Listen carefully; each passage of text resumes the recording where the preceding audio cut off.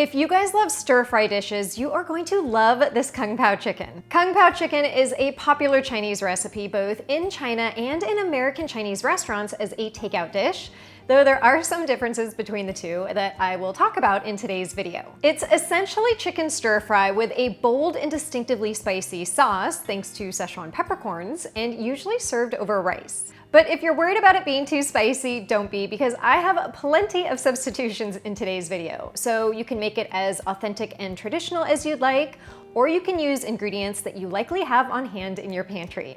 So let's dive right in. To get started, you'll need 1.5 pounds of boneless, skinless chicken breast. Slice the chicken breasts up and then cut them across for bite-sized pieces.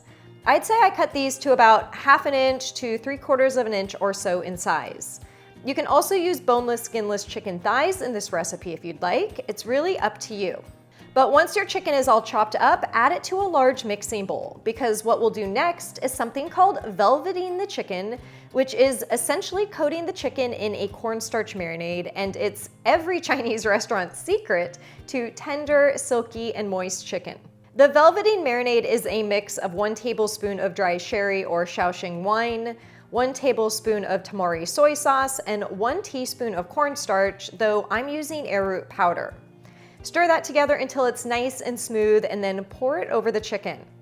Toss this all together so that each piece of chicken is fully coated in the marinade, and then set that aside while you then prep the Kung Pao sauce. This sauce is a mix of 3 tablespoons of tamari soy sauce, 2 tablespoons of water, 1 tablespoon of dry sherry or Shaoxing wine, 1 tablespoon of rice vinegar, 1 tablespoon of honey, 1 teaspoon of toasted sesame oil, and 2 teaspoons of cornstarch or arrowroot powder.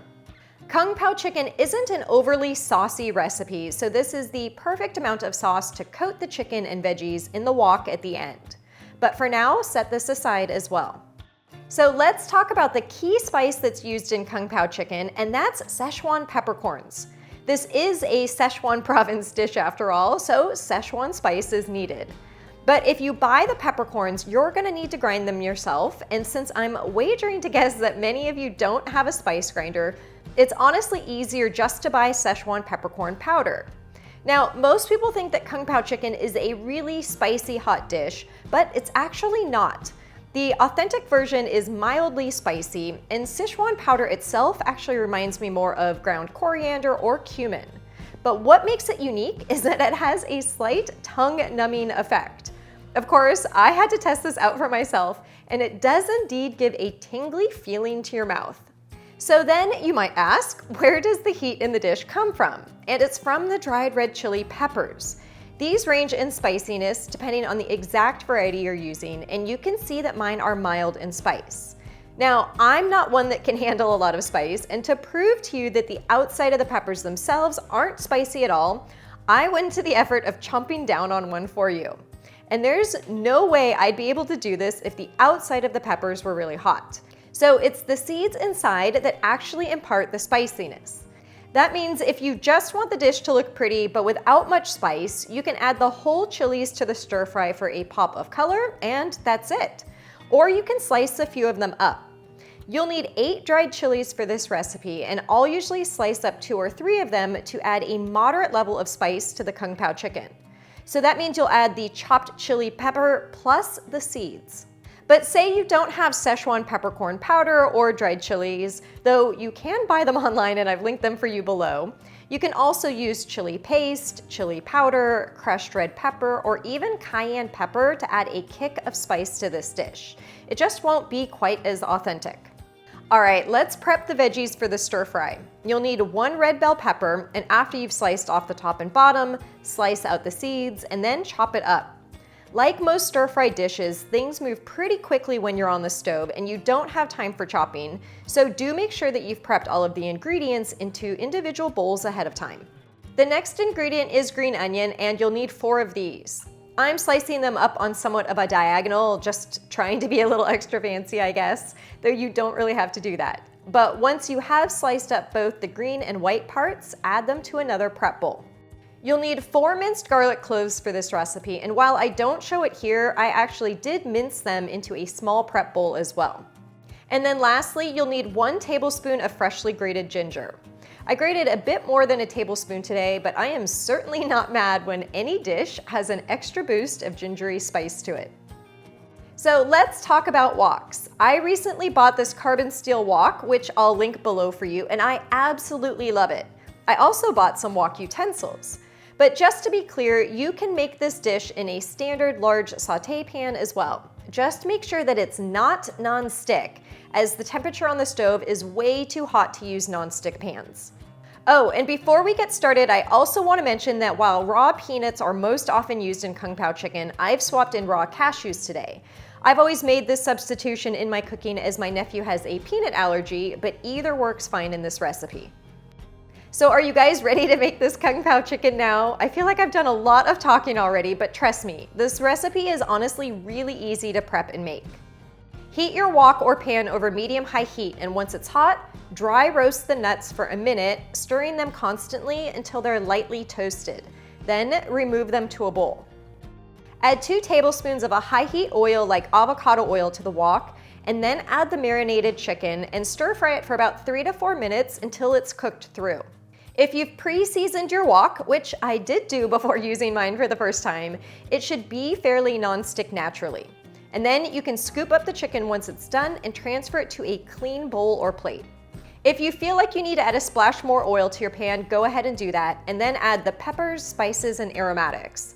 This includes the bell pepper, dried chili peppers, garlic, ginger, and 1 teaspoon of Sichuan peppercorn powder. Stir fry this for 3 to 4 minutes until it's fragrant and the bell peppers have just started to soften.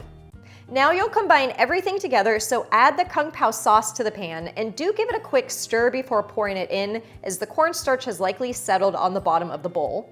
Then add the chicken and the green onions and stir fry for just a minute or 2 until the sauce has thickened and coated everything nicely. Once that's done, turn off the heat, add the nuts, and give it a final stir. Whenever I make this dish, my kitchen smells like a Chinese restaurant, which is an amazingly delicious smell, and I seriously can't wait to dig in. You can see that everything is well coated in the sauce, but there's not a lot of extra sauce sitting in the bottom of the pan. If you've been following my recipe testing adventures on Instagram stories, you saw that I tested this recipe probably 4 or 5 times over the last 6 months, trying different levels of spice. I also did a bunch of research to keep it as authentic as possible, but also downshiftology friendly. And Emily, my social media manager, even reached out to her aunt, who used to own a Chinese restaurant, just so that we could double check that we were doing all of the steps correctly. To serve this up, add a dollop of warm rice to a plate and then add a big mound of the Kung Pao chicken on top. Oh, and in case you're wondering, no, you don't eat the dried chilies. They simply add flavor and visual appeal to the dish, but you can just scooch those off to the side of your plate when you're eating. All right, let's take a bite of this. You guys, the aroma and the smell from this right now, you can smell the ginger and the garlic and the spices.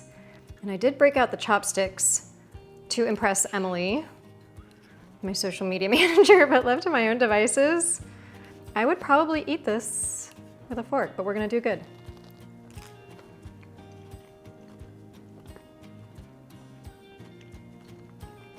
So good. All of the different flavors. It's just so layered. It's spicy, but not hot, just really flavorful. I'm gonna take another bite with my fork. I can get more on and in my mouth faster. Stir-fry recipes like this Kung Pao chicken are perfect for weeknight meals. I have another stir-fry chicken recipe on my website, and I have gingered cashew chicken in my cookbook. So you guys have lots of different flavor options. They're all amazing.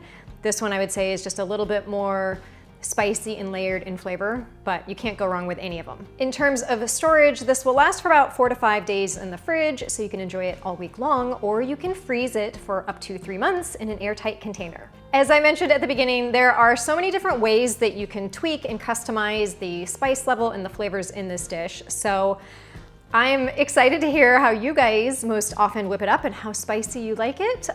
So let me know in the comments below. I hope you guys enjoyed this recipe. If you did, give it a thumbs up, and I will see you in the next video.